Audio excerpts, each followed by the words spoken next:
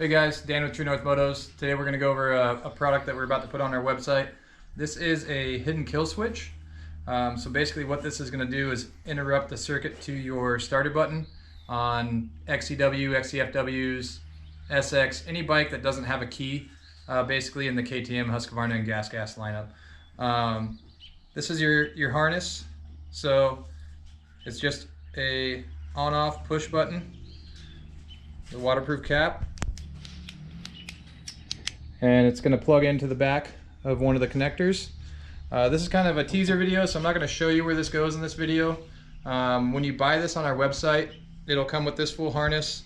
It'll also come with the tool to unpin the connector that you need to plug this into. So there's no cutting or splicing.